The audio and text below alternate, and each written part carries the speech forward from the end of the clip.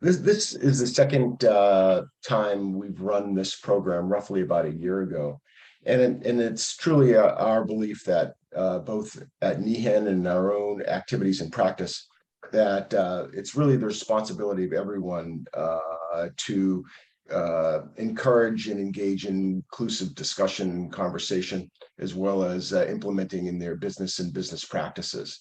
So we're really thankful to NOVA for putting this program together on a very, very important topic.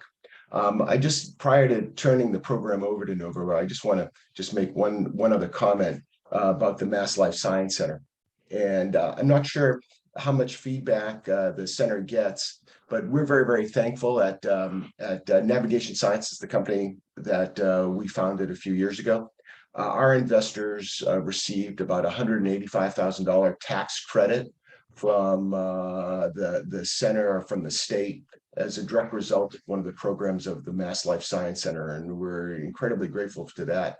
In addition, as a senior partner at Alere Health a number of years ago, a number of our summer interns were funded through the Mass Life Science Center. So the impact that this organization, quasi-organization, has had in the health technology community has been significant. And so I would just want to say thank you to Ken and his team for the amount of efforts that you've done to really make this this ecosystem in the community and expand and continue to grow this ecosystem. So it's very, very exciting to have you on board. And I didn't mean to take away the introduction from NOVA, but I just wanted to make sure that everyone was well aware of how we've benefited in the community for all the efforts that your organization has provided. So with that, I'm done with all my work here, and I'm going to turn the program over to NOVA to manage. Thank you, NOVA. Thank you, Alan. Good morning, everybody, attendees and our distinguished panelists. Thank you for attending this morning's session. As Alan mentioned, our topic today is really advancing racial and gender equity in life science and the best practices for a diverse leadership. So we have today an exclusive panel of industry leaders who will share their expertise, experience, the best and good practices in driving the diversity agenda, with really the ultimate aim to close the racial and gender gaps in the life science at the board and C-suite level. So our panelists today include our keynote speaker, Ken Turner, who is President and CEO of Mass Life Science Center, you all know. Ken will spend 20 minutes really to provide a high-level overview of the topic. We also have Susan Conover, who is co-founder and CEO of Piction Health, Ramani Varanasi, who is managing director of Revive Advisor, who is also a former president CEO of X-Biotics Therapeutics, and Julian Zimmerman, managing director. So they will join the discussion and address three main questions afterwards. Now, it is my pleasure to introduce Ken Turner, our keynote speaker. Ken, as you know, is the CEO of Mass Life Science Center, where he directs and oversees the center's operation, investment strategy, programs, and partnerships. Prior to joining Mass Life Science Center, Ken served as a director of diversity and inclusion compliance with Massport, where he oversaw and managed the authority's multiple diversity programs, including business and supplier diversity, workforce diversity, airport concession, as well as all compliance initiatives associated with Massport, disadvantaged minority women business enterprise program. Some of you might know Ken has over 20 years of general management and executive experience in various Fortune 100 media and packaged good companies. So he has really a broad background. And he's also a retired US Navy captain and submarine nuclear weapons system officer with 26 years of service. Needless to say, Ken holds a BS degree in liberal art from Southern University and AM College, Baton Rouge in Louisiana. So Ken, we are really honored to have you with us. Now I will hand it over to Joe to make sure we have a smooth presentation. Thank you.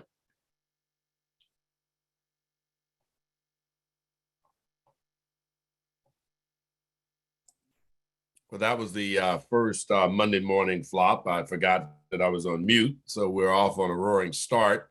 I hope you all had a great weekend, and I want to thank Alan and Nova for inviting me to join you all again. This is a terrific gathering this morning on a beautiful, beautiful Monday morning.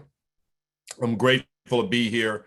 For those of you who know me well, you know that I'm not a particularly early morning riser, although that's kind of the archetypical military officer. But for Nova, I couldn't say no. So when she asked me to do this, I was grateful for the opportunity, and I'm happy to be able to join you. I'm going to ask my colleague, Joe Sullivan, who is our Vice President of Marketing, Communications, Community Relations, to kind of drive the slides that I'm going to use to guide the conversation, to kind of make sure that things go smoothly. So Joe, if you would, let's start the presentation, and we'll start with slide 2.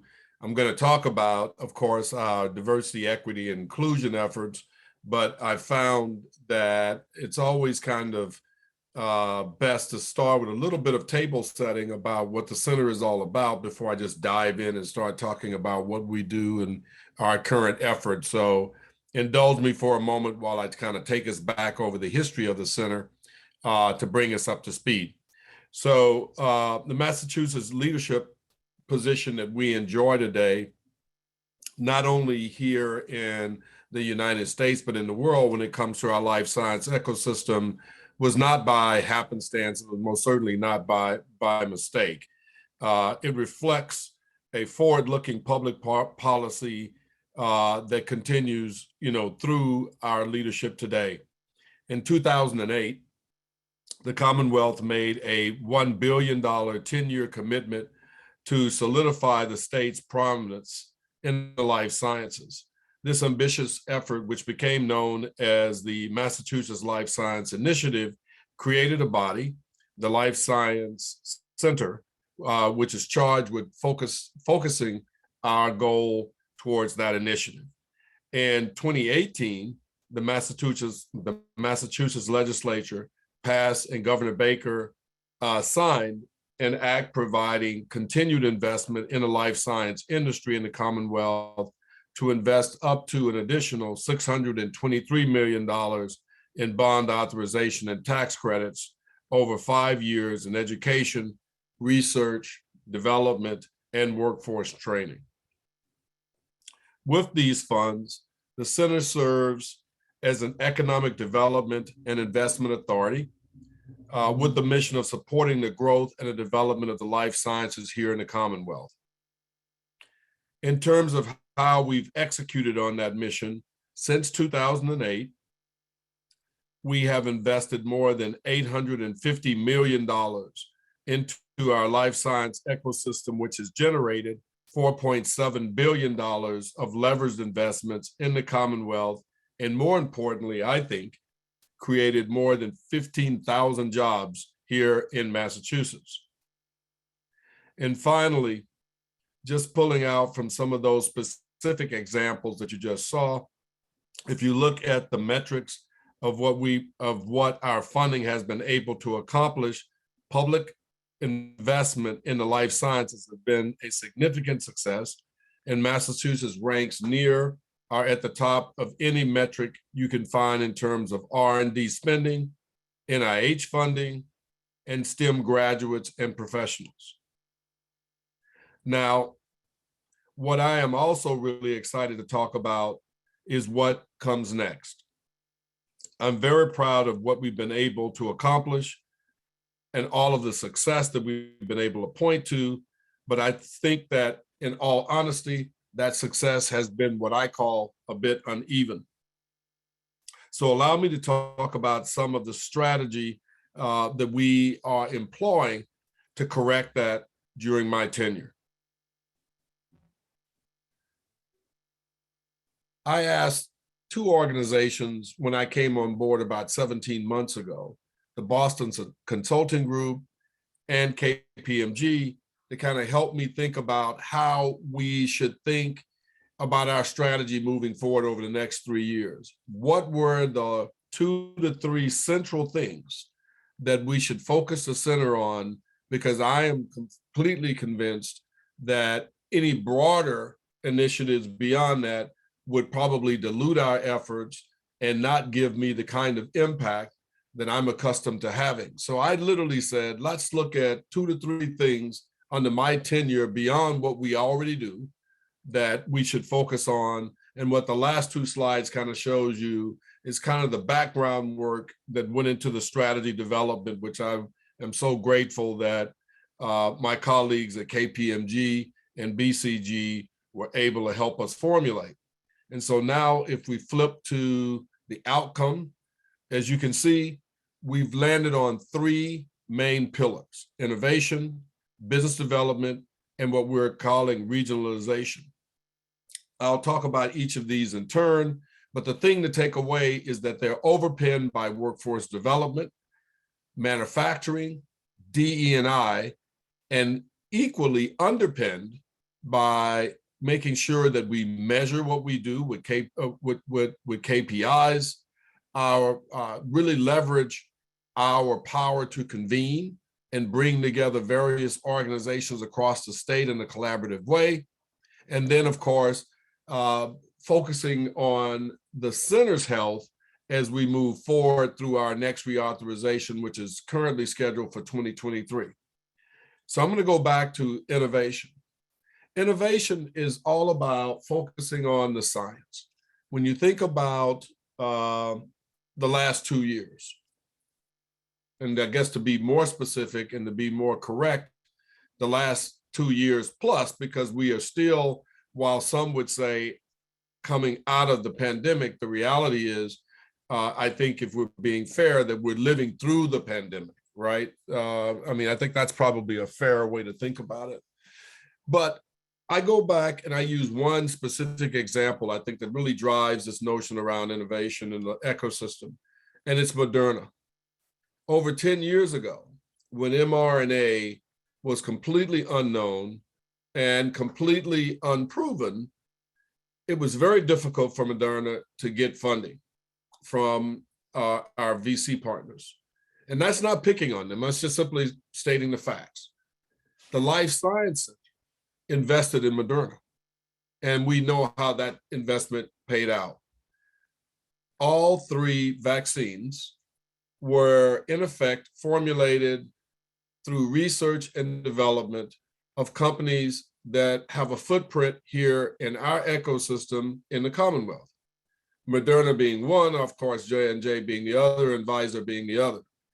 And so I use that as an example to talk about innovation, that we've got to continue to support bleeding edge science in the life sciences in ways that maybe, quite frankly, our commercial partners in the VC world might not do.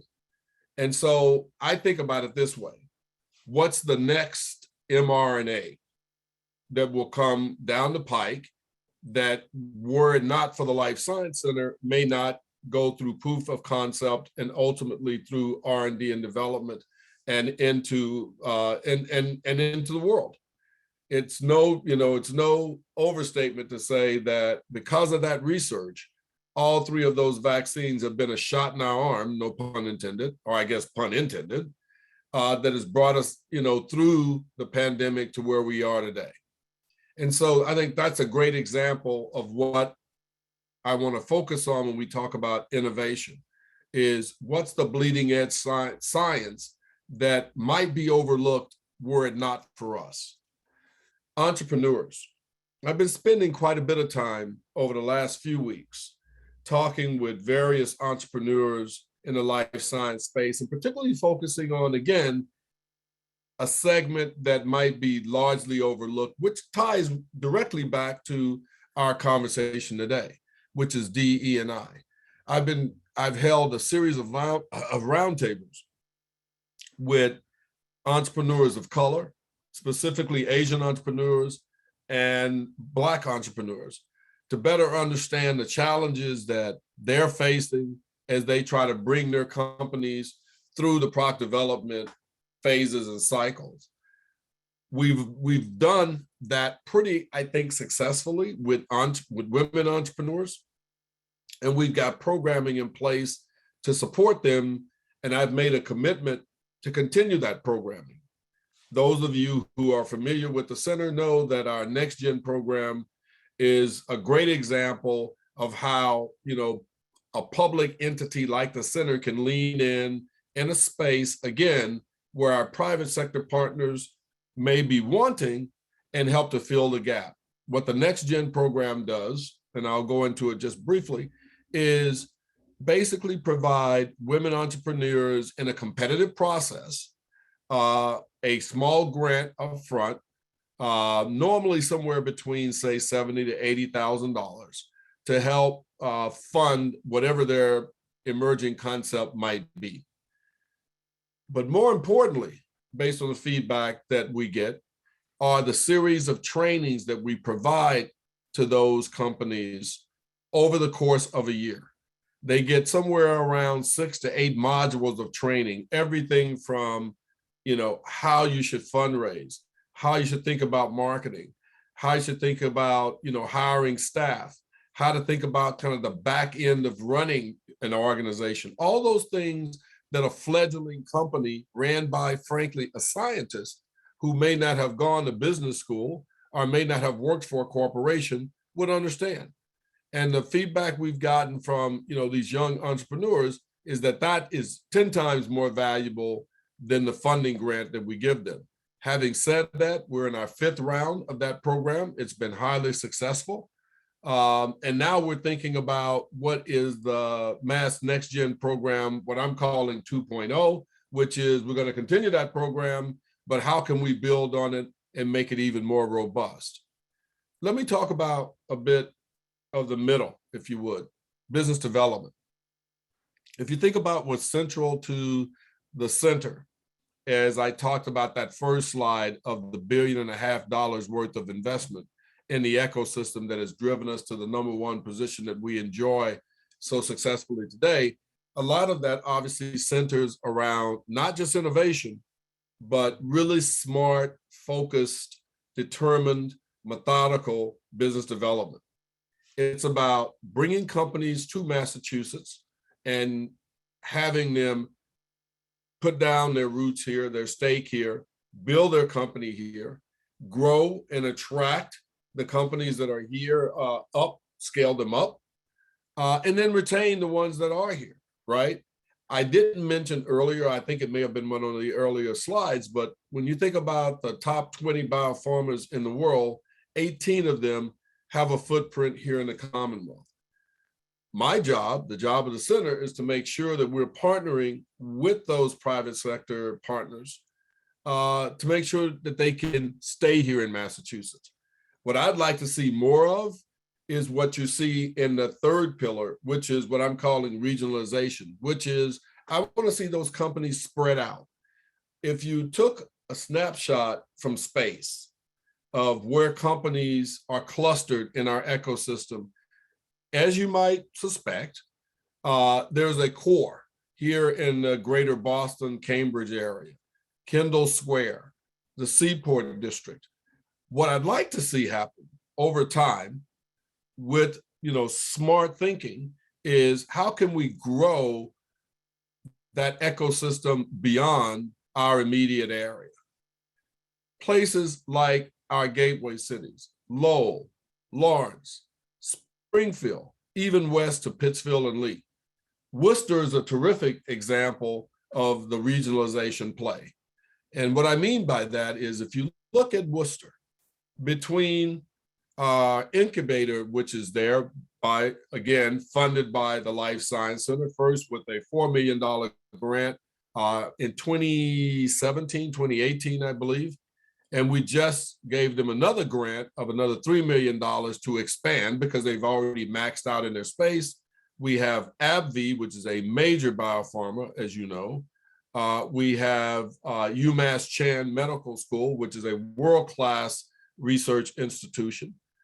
We have WPI, we have great Votex, and we have great high schools and middle schools in that area, all which converge to now, I think, put us on a path towards building out a real cluster in Worcester. The Reactory, which is going to be kind of what I kind of think about as their beginnings of a Kendall Square of a seaport district, already has an anchor tenant in a major international biopharma company by the name of WuXi. We're looking for more of those players to move to Worcester. So I hold them up as a great example of what I'm calling our regionalization play. And Joe, with that, I think that probably caps out kind of where we are as a center in terms of our strategy. We can talk more about our D&I efforts as part of the panel, but I think that should give you a pretty good example of kind of strategically where we intend to take the center under my leadership. And Nova, I'll turn it over to you. Ken, thank you very much for providing that important overview of all the activities, but also strategic initiatives you are taking since your tenure. I guess one quick question I have following what you just shared is the attractiveness of the gateway cities.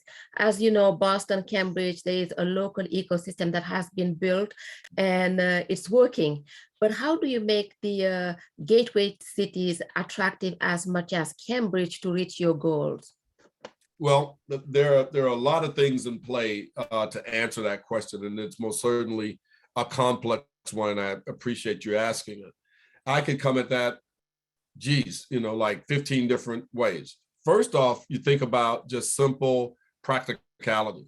When you look at the cost of building out a facility here in the Boston, Cambridge area on a per square footage basis, which is the way developers think about any project that they're working on, it is incredibly expensive at this stage to build out almost anything in the Boston, Cambridge area, as you know.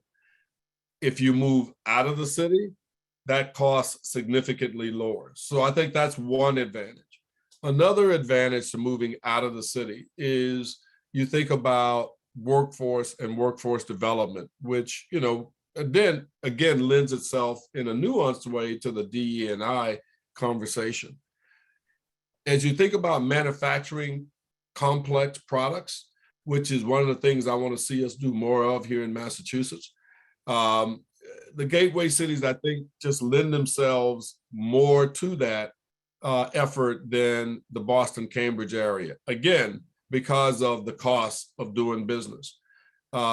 If you were to build a plant in Lowell or Lawrence and contrast that to build a biomanufacturing plant in the Seaport District, again, the numbers will just speak for themselves. I mean, it's the difference, and I'll take a stab at some numbers that are just in the top of my head and, ask the audience not to quote me on it because I'm not a real estate developer, but these are numbers that I've been in conversations with people about.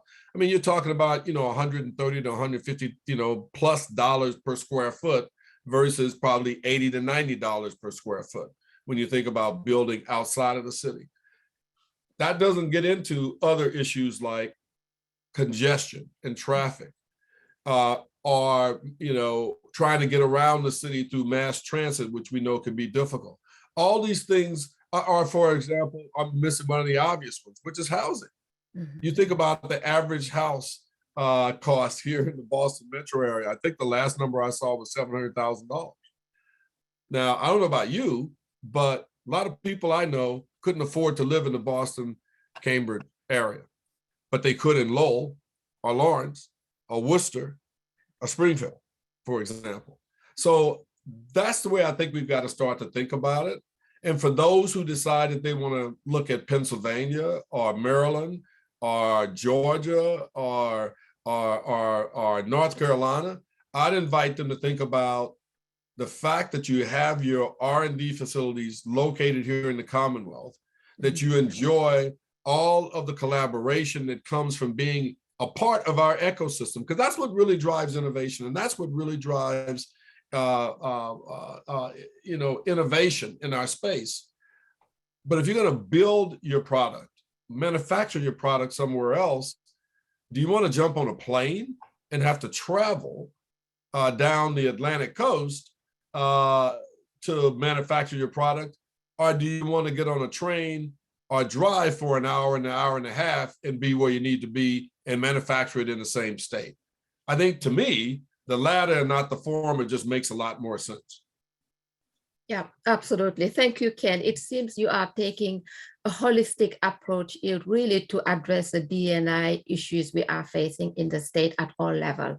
Thank you. So I would like to introduce, or at least bring up to the discussion, our three panelists. We have Ramani, Susan, and also Julianne, who have a lot to share about this topic. And I have a first question I would ask. Maybe before I ask the question, we can quickly have the three panelists introduce briefly themselves. Maybe we can start with Susan, and then Ramani, and afterward, Julianne. Thank you. Of course, thank you so much. So I'm Susan Conover, co-founder and CEO of Piction Health. I originally am a trained mechanical engineer, worked in management consulting, and then really missed product development. So I moved up to Boston to go to MIT for grad school. And I've been working on this startup ever since graduating. So excited to be here. Thank you, Susan. Thank you again, Nova, for inviting me to participate in this panel. Very glad to be here and meet the other panelists. My name is Ramani Varanasi. I'm a managing director of Revive Advisors, which is an advisory firm supporting CEOs and entrepreneurs and individuals who want to start and grow companies. Myself, I was a CEO and founder and currently a board member as well, and have lots of experience as an executive in the biopharma industry, having been in the industry for about 27 years, mostly Boston-based here, but hail from Canada and did graduate work up there, heavily biopharma focused. Very glad to be here. Thank you, Ramani. Julianne? Good morning, everyone. Like everyone else, I'm delighted to be here with you. And I'm managing director and general partner with Reinventure Capital, based here in Boston. We invest exclusively in US-based companies that are led and controlled by BIPOC and/or female founders. And we invest in those companies when they're at or about break even to help them grow more profitably, which we recognize is very nearly orthogonal to many of our VC peers. I'm also a longtime Massachusetts resident. I came here as a teenager to go to MIT, and I've lived here more or less ever since.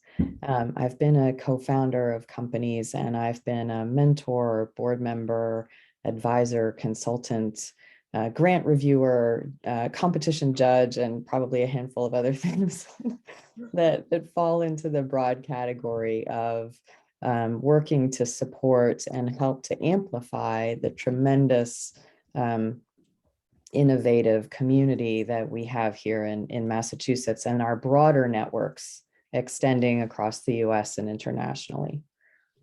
Thank you, Julianne. So Nova, if I yes. could just interject for a moment here, I just want to remind everybody that to please use the chat or the raise the hand functions to ask questions directly to the panel and to the group. So with that, Nova, I'm sorry for the interruption there. No, that's perfect. Thank you, Alan. So here is the first question I would like to ask our panelists. And please, Ken, we welcome your thoughts around these questions as well. So the first one is the willingness for companies to take initiatives around diversity. For instance, it seems that many organizations, they react to events like George Floyd or the COVID-19 pandemic to announce a D&I initiative. Do you think these initiatives, they are sustainable in the long term, and do they generate the expected changes? So maybe we can start by asking Ramani that question, because I know you are leading one of the D&I initiative at the board and C-level for BIG, which stands for Bioscience Investor Inclusion Group. So could you please maybe quickly talk about BIG, but also the impact you think this initiative is creating? Absolutely, Nova. It's almost that question is touche, is there going to be sustainable change? And that's what we're all seeking really here. So to just reiterate what you mentioned, I've been involved and I'm leading a group within an initiative called the Bioscience and Investor Inclusion Group, stands for BIG, or the acronym is BIG. And as the acronym or the name would indicate, we're really trying to sort of coalesce the practices with respect to DE&I within the biosciences community. You've got to start somewhere, and we're going to start close to home. And it's heavily Boston-based or Northeast-based, but it's also reaching out to the West Coast. The question on can change happen and are we sustainable? I mean, George Floyd was sort of the catalyst for a lot of us, but frankly, this fight, if I can call it that, or the need to make change has been happening for years. I mean, I've been in the industry for 27 some odd years, and I have seen changes in a positive way. The catalyst of George Floyd, the unfortunate catalyst, has catalyzed change. I think a lot of us, my company included, as soon as the George Floyd situation happened, we sort of put our hands up and effectively stated publicly to the industry that we are going to make a change. We are going to get more active in DE&I. But the challenge that we have found with our company, and actually our company is much smaller than others, so it's been much less of a challenge. But the challenge that even BIG, as the group identified, is people don't know what to do. Right. So they want to make change. They're sort of like waving that change flag, but like, where do you start? Do you turn right? You turn left? Where do you look? Where do you start? How do you get going? And so as part of BIG in the early years, a couple of years ago, we established what we call table stakes. And so those are essentially the must-haves. You cannot influence change or impact change or have change happen without a few things happening. One of them, and these almost seem sort of like, well, of course, they're passé, but until and unless people understand that change has to happen and appreciate the data behind why change needs to happen, they're just going to be really reticent. And no disrespect intended to any of my venture colleagues, either on the call or outside the call. It's got to start. Change has got to start with the people who have an ability to influence and make change. And so, to the point of Julianne investing in diverse BIPOC founders, that's great change. It's got to start there. And that then builds and builds and builds, much like a snowball effect. And so with respect to the board initiatives, again, boards, CEOs, and executive management, but especially boards, are in a position of influence, power, and positive influence.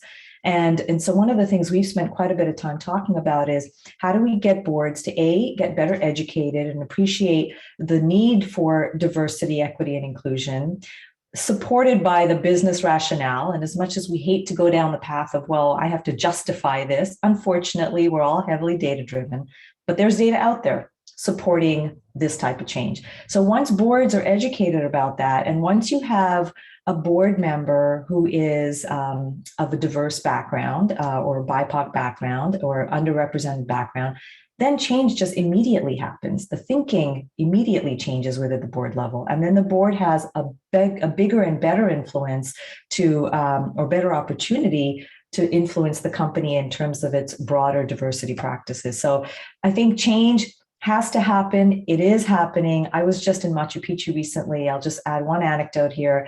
I learned that the Incan civilization was only around for 100 years. That seems it blew my mind given how much change they've made and how much of an impact they had within the South American society. I hope this doesn't take 100 years to get to where we need to get to, but the reason the Incans were so successful is because they took knowledges and practices from a variety of communities, combined it together, and then made progress. And I think we can do that within this DEI initiative we're all working on. Thank you so much, Romani. Any thoughts from our distinguished panelists? Yeah, so at least how we've thought about it. So I don't think as much on the macro level. I think just like, what's going on in my business, and then how can we create and grow a diverse team. But so the other wonderful women on this panel can speak to that. But how we've taken the approach is so at Picture Health, we help every doctor have the visual expertise of a dermatologist. So we're using AI for a computer vision application, and how that's relevant in this conversation is that there is a huge scarcity of representation across literally photos of skin diseases like psoriasis and eczema. If you look at textbooks, it's 80 to 90% light skinned patients. And turns out if you if you train an AI on biased data, you get a biased outcome, just like training of these physicians, right, is currently biased. But the approach we've had is that actually if you train an AI that's representative across all different skin tones, you can actually use AI to help remedy some of those problems in practice. And you can do that at scale. And so we decided to embark on a thing that's much more expensive and harder to do, but really important. In we've brought in data from over 200 dermatologists in more than 18 different countries, including bringing in specifically 100,000 images from dermatologists in Africa with Fitzpatrick type 5 and 6 skin tones, which is the darkest skin tone, in order to build an AI that's equitable. And we really haven't, we've seen talk about that and like, you know, analysis and frustration that 90% of data in AI models comes from California, Massachusetts, and New York. But that we've really been doing that in our product, and it's like a tangible business value and is a differentiator for us in the market. And so, you know, we of course have things related to employment and like hiring and enabling the right people and making sure those voices are represented and heard at the top levels of decision making. But we also have a very tangible way that our business is impacted and a strategic advantage in the market. That's very insightful. Thank you for sharing, Susan. Julianne, as an investor, do you think the initiatives similar to Big is taking, will they pave the way going forward when we talk about D&I?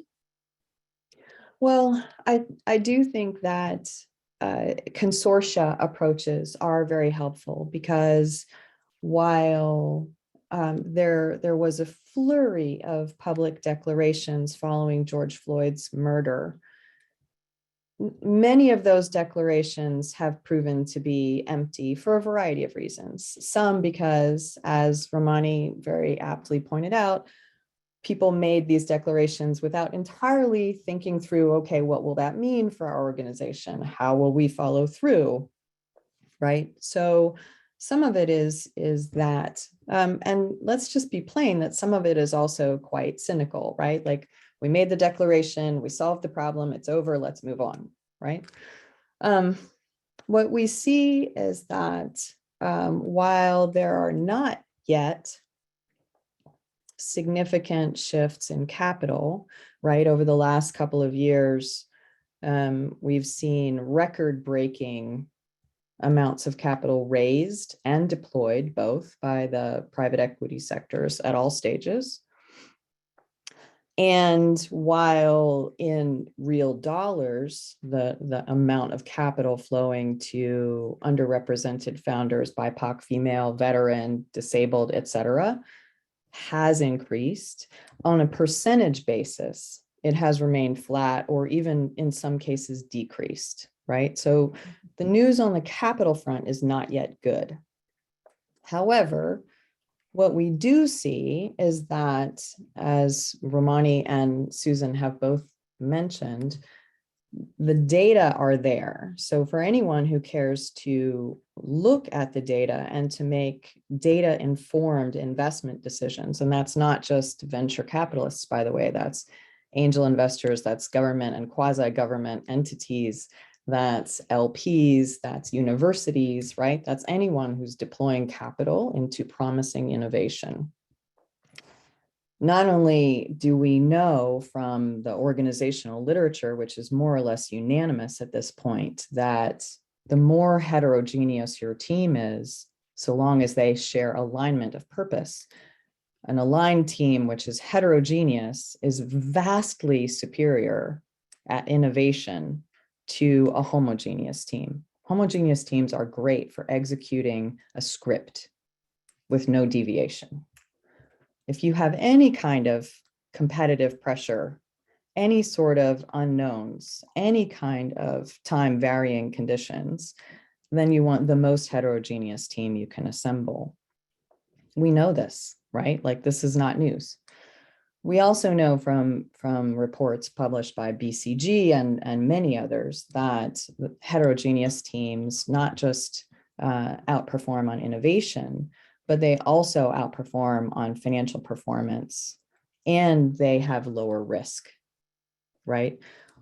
So what we really have is a kind of narrative break, because what we experience is that because of the established practices, because of the established networks, the perception among capital allocators, again, whether those are grant makers or investors of any kind whatsoever, is that unconventional teams are higher risk and lower performance, right? Which is entirely counterfactual.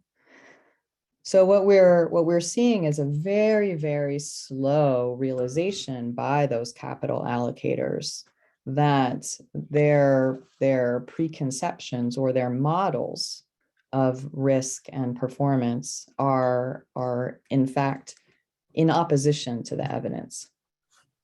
Now, the good news, I will say, is that there's a growing number of both grant making and investment making entities who are focused specifically on the opportunity that is presented, right, by the hyper concentration of the existing capital flows, where you see that 90%, give or take, of investment dollars and a similar percentage of grant dollars go to extremely homogeneous teams, right? So 90%, give or take, of venture capital goes to straight white US born men from a dozen universities. And a big chunk of that is based here in Massachusetts, right? We get a big chunk of that.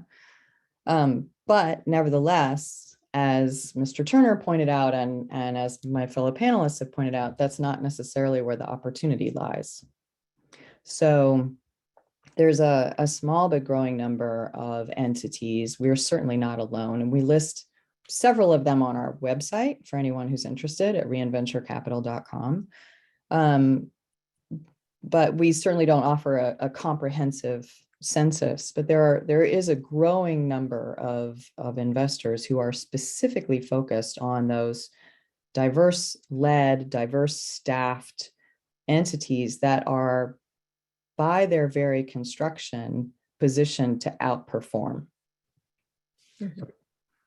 This is very, very important and very interesting. And I think it's tied to the next question, which is about diversity and innovation. And I think, Ken, on your strategic plan, you talked about innovation. Julianne as well, you talked about the importance of having innovation in companies. So what are the incentives for these venture firms, these leaders at the C-suite board level to really diversify their team when they know that they have been innovating for many years without that? So what is the catch for them? Maybe we can start with Ken. Sure, I'll put on my corporate hat. Although I confess, as you know, that I did not, grow up as a general manager or a senior manager in a life science company, but rather in packaged goods and in media, which is where I came from. Which is not very diverse, which is kind of emblematic of corporate America in general.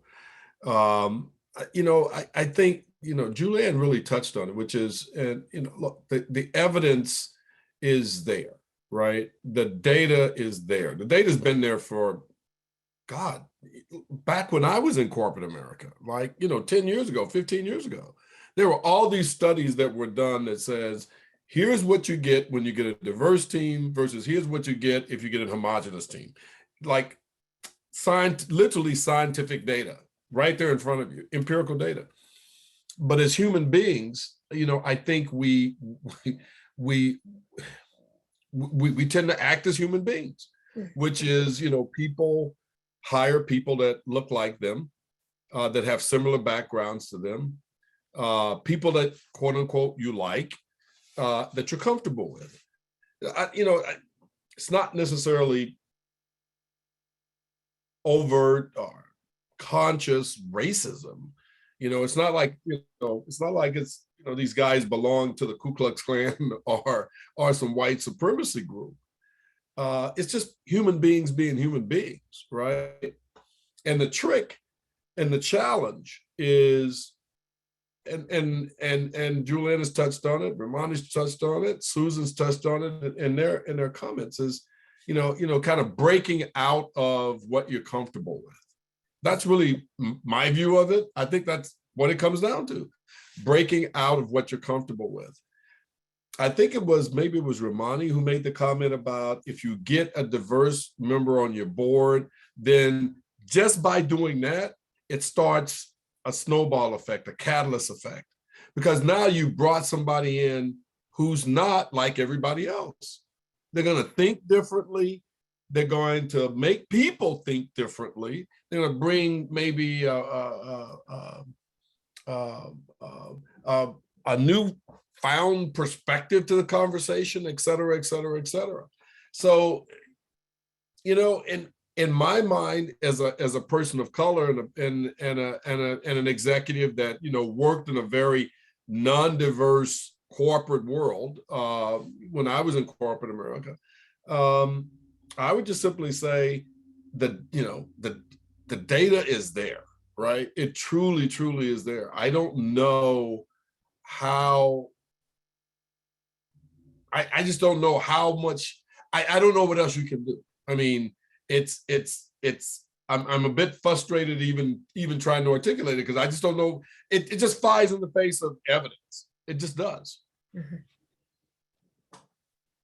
So I would just amplify that to say that, we're talking specifically about the realm of innovation, right? So if you're a life sciences or biomedical or pharma or health tech or any kind of organization, company or government or nonprofit or educational, doesn't matter.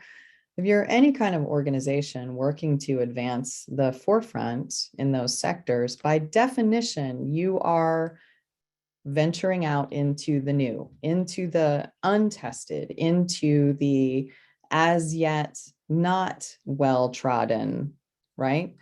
And so by definition, then, feeling that, okay, well, we know how it's been done before, we're going to stick with that, is contrary to your purpose and objectives and activities, right? Intrinsically, right?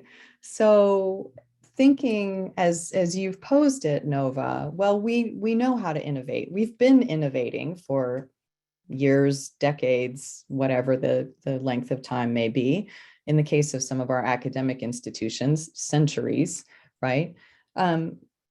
Is antithetical to the purpose which you have undertaken, right? And to Ken's point, that's a very human failing, right? It's a very human way to say, well, this has worked for me so far. Why would I change? Change costs me effort. Change is by definition requiring me to do something that I don't yet know how to do well, right? So will I underperform if I change, right? These are very human responses. And in many cases, I think people make them on a subconscious level. They don't consciously say, I don't wish to change because, but nevertheless, when you consciously, intentionally examine this question, should my organization make intentional changes in order to be effective at innovation? It very quickly becomes clear and again, substantiated by mountains of evidence that the answer is unequivocally yes. Mm-hmm. Yeah, absolutely. I'll just, if I could just add to that, Nova, just to support, sort of add on to what Juliana and Ken said, the question of how do you make that change? I think there is power in the people, right? And so with respect to, let me talk a little bit about the smaller company landscape as opposed to the big pharma landscape, which is a whole different sort of animal to tackle, if you will. If we're talking about innovation and smaller companies and then venture funding smaller companies or angels funding smaller companies, that whole investor portfolio company sort of landscape, we're in a little bit of a sort of a hiring challenge. You can't get good talent these days. It's just not available. And why is that? Because the people who are being hired are starting to demand change with the companies they are interviewing with. And so if you have apples to, Macintosh to Gala comparison of a company that is, two companies that are similarly situated, candidates are really choosing those companies that are more intentionally involved and engaged in driving diversity initiatives, diversity, equity, and inclusion initiatives than those who are not.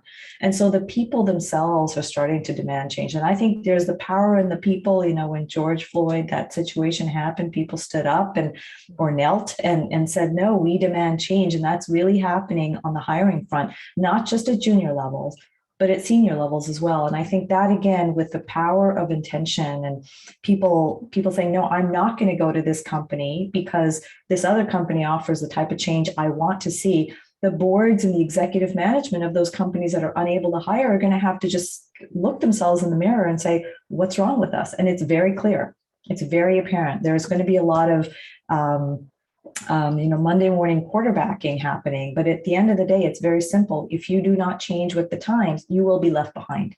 And that, sort of is tied directly to how one can innovate. So innovation, not just from the technological perspective, but innovation in terms of how you're hiring and thinking about hiring. I just read an article the other day, I think WBR also had an issued clip on biotech looking at hiring individuals without four-year degrees, right? And so to Ken's point, how do you sort of expand the aperture of the people you are bringing into the community of biotech by way of, engaging in that diversity equation? And so there are multiple ways to look at it. But at the end of the day, companies that do not think about this are going to start to lose good talent, just plain and simple. I'm going to add on to that. Thank you, Romani, for that poke at the very end, because as I've gone around over the last, say, 15 or 17 months of being in this role, meeting with companies across the board, startups, one or two scientists at an incubator, all the way up to, the largest biopharma employer in the state, literally. I was just with them on Friday. Across the board, and more importantly, the big companies and the middle stage companies, what I'm hearing from them is they can't find the people that they need, right? So there's a real pressure on talent acquisition.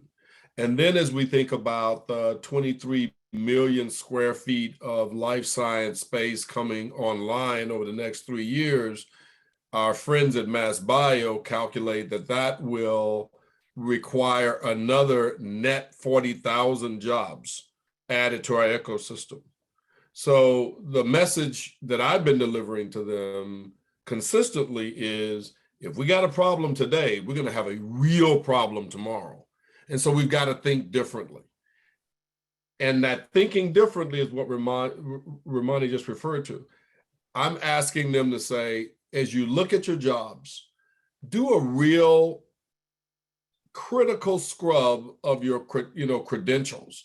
Do you really need to have a college degree to do this job X, Y, or Z? In some cases, the answer may very well be yes. I mean, if you're going to be a scientist, then you probably do need a PhD. Mm-hmm. But if I'm working in a biomanufacturing plant, do I really need a college degree to be a maintenance tech, a QA supervisor, or a manufacturing technician? The answer is no. No, the answer is emphatically no. I know this for a fact because I've gone through the exercise of analyzing those jobs. And so here's the good news. Almost without exception, and I'm talking more middle stage and larger stage companies now, because they're the ones with those types of jobs, right? They are now looking at those jobs differently. And so there is, I guess, kind of hope a bit, But that said, we've got to move beyond like fledgling hope and make a systemic change if we're going to meet the challenge of tomorrow. 40,000 jobs added to our ecosystem. We're not going to get there in drips and drabs. We're only going to get there through strategic intentionality. We have to really think about this really, really smartly as an ecosystem, as a partnership between our private sector companies, our public sector, leadership, and our training providers, be they the VOTECs, the non-for-profits, the 2-year colleges and the 4-year colleges, all coming together in collaboration to say, how do we address this in a thoughtful way? And I think the answer is going to come up pretty obviously, which is we have to expand the talent pool. And when you expand the talent pool, now you're able to really start to get at the DE&I issue that we're talking about, because you're going to find, frankly, and don't take this in an inelegant way, because I'm going to say it in an inelegant way. You got to go beyond white people. It's going to be obvious. You got to go beyond the college talent to say, what about Roxbury, Dorchester, and Mattapan? What about Lowell and Lawrence and Springfield and the places I'm talking about, where you've got ready, willing, and able adult population of good blue-collar folks who can problem solve, who understand teamwork, who have a good attitude, who are trainable. Those folks exist. We just have to go out and seek them, bring them into, we have to educate them. And what I mean by educate them is not just train them on the job. In many cases, in those neighborhoods and those gateway cities that I just talked about, they have no idea of what jobs I'm even talking about. They don't even know about the opportunity. So there's a lot that we've got to do between now and meeting the demand of the future. But I can tell you this is what I think about every day. And this is what my team thinks about every day. And this is where we're leaning in to try to make a difference. I love that. But I did notice in this panel, we do have a lot of consensus, right? We all agree in that sort of general direction and things. And so I do want to throw a wrench into something. So someone's got to do it. So what I've seen in sort of this conversation and a lot of Massachusetts-based conversation is like, let's think about the data. Let's make sure we make data-driven decisions. But I think what is blocking a lot of DE&I successful execution is like that a lot of people don't make decisions based on just the data, right? Is they have a gut reaction, and then they go and find data that backs up that gut reaction. And you see that in politics, and you see that in a lot of different directions. And so, and then I think it's also a problem of long and short-term signals, right? Is like, if you're an investor and one of your investor friends says, this company is amazing, I'm already invested, right? Like you can like heavily index someone and influence them on short-term information, even if you know diversity is more successful in innovation and overall outcomes in the longer term. So I guess my controversial question is like, even if the data is on your side, even if these things are true, how do we address the things that are actually blocking DE&I from having a big impact on our workforces, on our like leadership choices, on our financial investment decisions? Just to add to that, and I know, Nova, you want us to move on, but I think Susan's point is a great one. No, this is so important. Go ahead, please. No, and when I said early on, we're all data driven, I'm not suggesting we ought to be. I'm just saying that's just the way it is, and we have to change that. So I agree with you, Susan. But I think one way to drive this and curtail this and sort of rein it in and make change happen, and is sort of some more of these formal initiatives like Goldman, basically saying we're not taking a company public unless there is diversity at the board level, and this is the type of diversity we want to see. The NASDAQ and the SEC saying the same thing. There are more formally instituted mechanisms that are driving change, hopefully faster than we all have thought of or are hoping. But those, we can't overlook. So there's the grassroots efforts, such as there's a company that I've advised a little bit called Flair Education, and they're basically getting into high schools and pulling students out of high schools with heavily underrepresented populations to train them in a variety of areas, including biotech. And then, so they are channeled, again, trying to fill the pipeline. So there's the grassroots efforts of filling the pipeline, but then there's also the sort of more macro-centric perspective, which is, okay, industry, if you're not going to make the change, we're going to make it for you, or we're going to force you to make it. So it's that carrot and stick approach. And I think you need both, some of which is data-driven and some of which is gut-driven to make a change happen. So I just wanted to sort of add on to what Susan said there. And that's very important. And I'm wondering if we are asking the question in the right way, should we have a different approach about asking the question on diversity? Because it seems from Susan's comment, just having the data is not sufficient. Some decisions are made based on gut. And I'm wondering, should we think in a different way about how to solve this problem and be innovative about solving the diversity problem? That's something to think about. But you mentioned something very important, which is your tour with the companies when they say they can't find talent. The talent is here. And I'm wondering if there is another layer that is blocking them to find talent, which leads me to a question to Susan about biases. We know that the tool, the software, the recruitment system used has a lot of biases. Mm-hmm. And Susan, you are in that domain where you are able to identify biases. Is it something that could help our industry in really finding talent, going back to Ken's comment?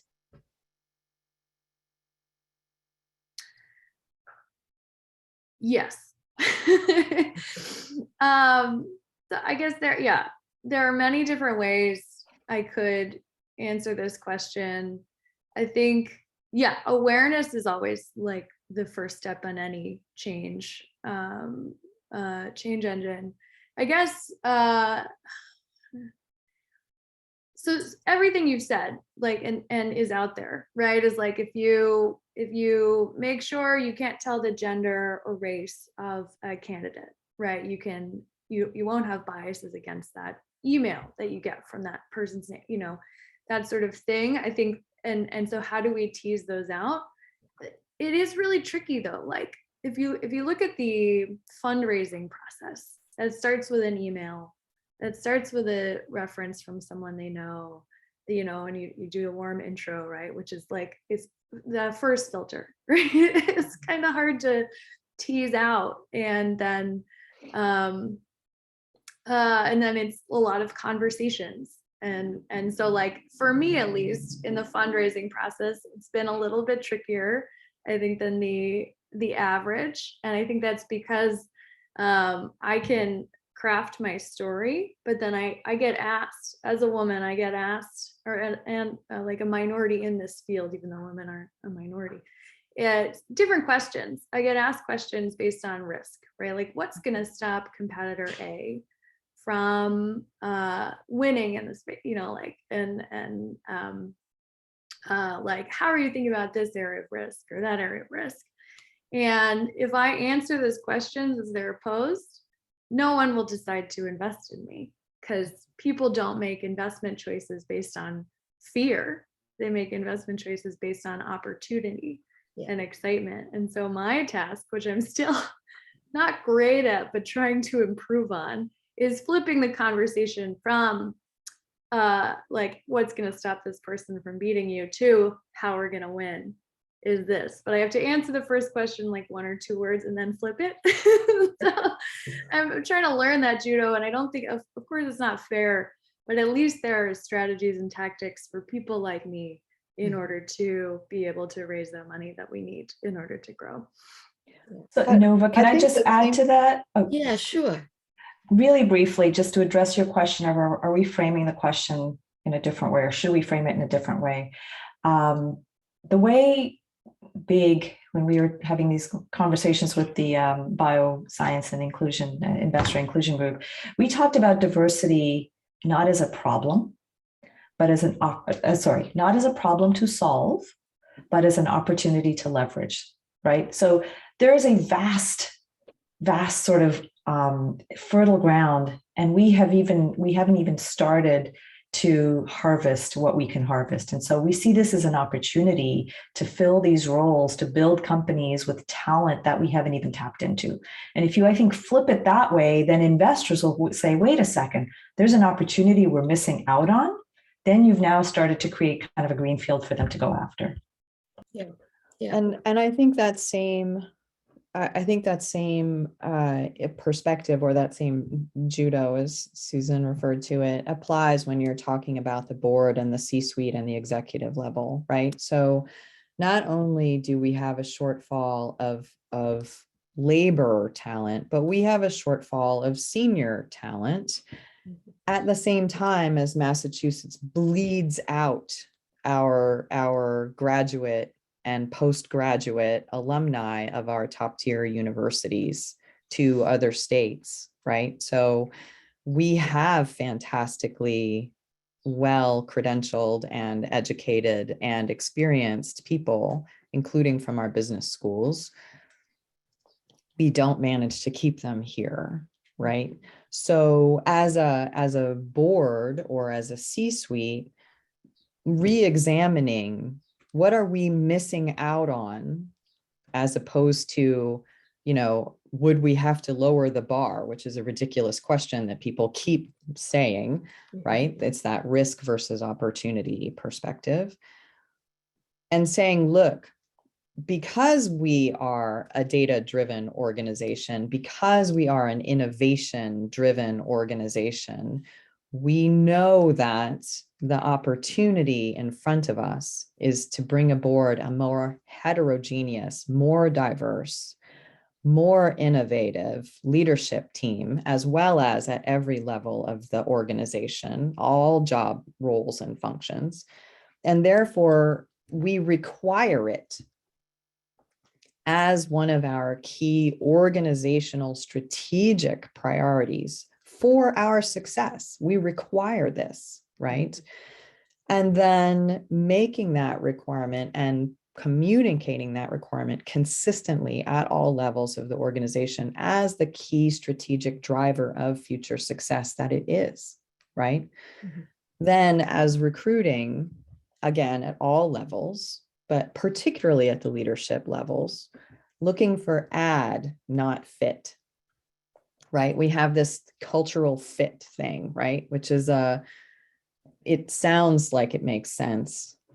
As Ken said, as human beings, we like to find people we feel at ease with, right? But the fact of the matter is that's not what you're doing when you're hiring. If you're hiring well, you're hiring for value. You're hiring for people who can help shape and lead the organization, not slide in comfortably to a kind of predefined, comfortable slot, right? And then finally, celebrate those differences, celebrate where your organization achieves more, is more innovative because of those differences, right? The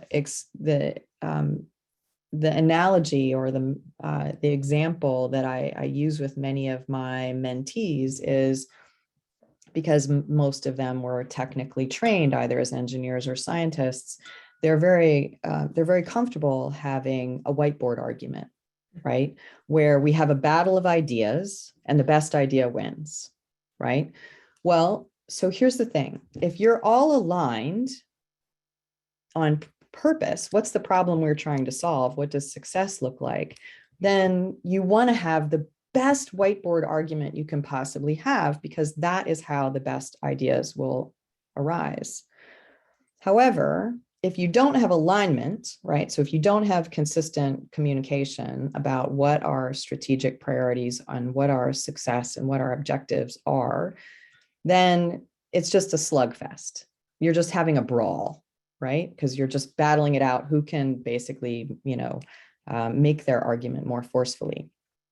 Conversely, if you're all in alignment, but you all come from the same, more or less, comfortable background, and you're operating on a basis of all getting along, right? Then you don't have that productive friction, right? Those hugely beneficial competitions of ideas. You don't have those different viewpoints vying to come up with the best possible solution to achieve that agreed upon objective. So you really have to have that. You have to have clear alignment on our objectives, our success, our definition of our strategic objectives. And you have to have that productive friction internally in order to have the best ideas come out and reach their potential. So again, just making it a requirement. Mhm. It's not a nice to have. It's not like a, it's not a value statement. This is a strategic necessity for the viability of our organization. Again, whether that's an academic or public or corporate organization, doesn't matter. Looking for, who brings something new that we don't currently have, right? How do we add to our innovative potential, our capacity for innovation? And then celebrating when those differences come into play, celebrating that productive friction, because that is how you then make that normalized for your organizational culture. Sure. Well, what a constructive and rich discussion. Alan, I know we have a hard stop. I just want to thank our keynote speaker, Ken Turner, Juliana, Susan, and Ramani. I don't know if you have any question, Alan. I have not been checking the Q&A box. Please let me know if you can address some of those questions. There are a few questions in the Q&A box, but we've covered so much, and I think many of those questions we've addressed in this conversation. Very, very important conversation. And I guess I need to emphasize a little bit something that was brought up in particular as it relates to training or on-the-job training. It seems like we've lost a lot of the entry-level positions need to come in with a significant amount of experience. There's a very, very rich community. You mentioned, Ken, a number of locations around Massachusetts that are just wanting of jobs and the ability to train and teach. And I'd really like to sort of leave this conversation with that thought in mind, because we spent a lot of time talking about at the board level and how to bring DE&I throughout the organization, but it also happens as well at the training level in bringing in diversity and also thinking a little bit outside of the box, in that someone doesn't necessarily need to have a high-level degree within the organization. And we need to see more of that across all of America, not just in the life science sector. So look, I'm very happy that NEHAN has been able to be a part of this discussion. Nova, you've done a great job putting together an amazing panel here today and moderating a very, very important discussion. Again, we're very happy to have been able to be a part of it, and I hope we can do this again soon as well. So with that, I just want to take a minute and thank everybody on the panel and today. Really great discussion. The hour and a half went by incredibly fast. I also want to remind everybody to please mark our calendars for those that are interested in the executive roundtable. The group is limited to 20. Most everybody who comes every month. And if you're interested in getting involved in that, please send me an email directly. Those who are interested in presenting for our lightning pitch program on the August 1st, it'll be 1 slide, 1 minute pitches from emerging technologies from the community. And our keynote will be the president and CEO of Mass Life Sciences. So I'm sorry, with Mass Bio. And then we have a whole series of programs going on through to the first quarter of next year. For those who are interested in wanting to moderate or have a particular topic or idea, please let me know. We like to prepare things, and we have time slots for the remaining 2023 available for those who are interested in actually engaging and being a part of this. And lastly, it's really our sponsors who help make this happen, who support the group and the organization. I very much appreciate all that they've done to keep us going through our virtual programming. And again, I really look forward to going back live starting in August with our first meeting on August 1st. I think that's going to be very important for our ecosystem. And as I mentioned earlier, you really can't socialize and network through Zoom. And I think that's about 50% of what our organization is all about. The other is bringing really important and timely topics with great presenters to the group. And so I look forward to returning to that. And with that, again, Nova, thank you very much for all that you've done in putting this together. I know it's a lot of work and effort, and thank the panel for their participation. And I wish everybody a great rest of your day now. Thanks again. Thank you very much. Thank you very much, everybody. Thank you all. Thank you.